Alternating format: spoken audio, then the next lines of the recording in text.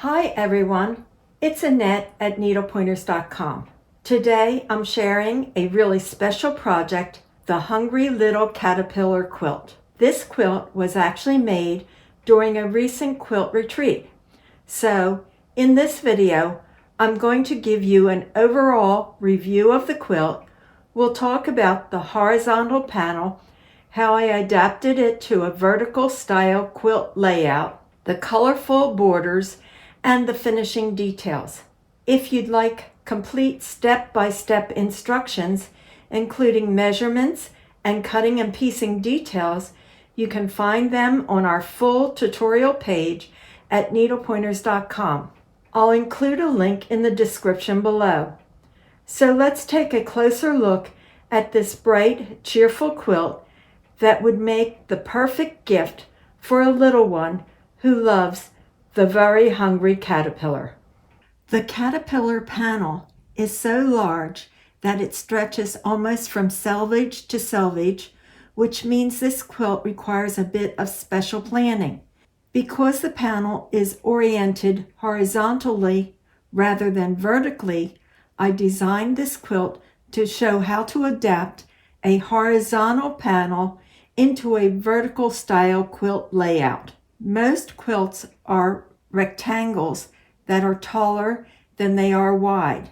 So this project demonstrates how to use corresponding borders and precise cutting to transform a wide panel into a beautiful balanced quilt.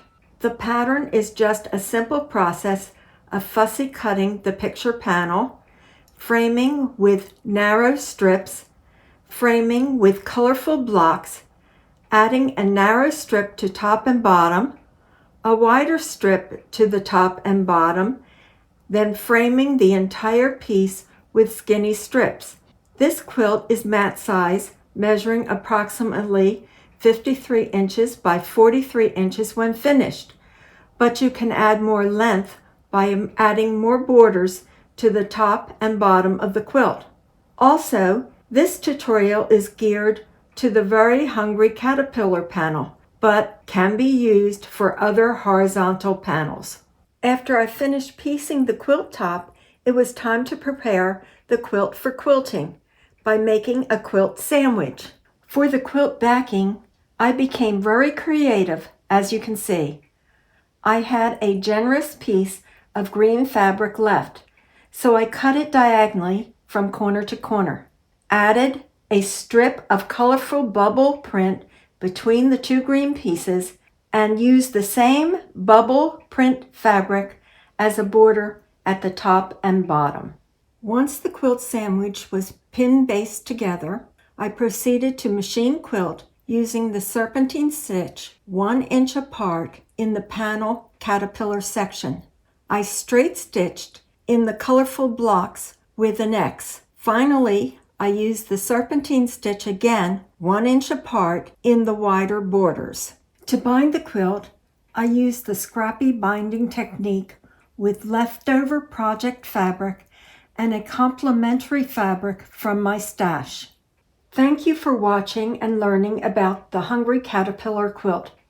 As mentioned previously, if you want a complete photo tutorial with step-to-step instructions, go to the link in the description below. If you enjoyed this video, please like, share, and leave a comment. And be sure to subscribe to our channel if you haven't already. We'd love to have you join our creative community. You can also follow us on Facebook, Pinterest, and X for more quilting ideas and inspiration. Don't forget to share this video with family and friends who love to sew. Visit our website, needlepointers.com, for lots of free quilting projects. While you are there, sign up for our weekly newsletter so you never miss new projects, tutorials, and creative ideas.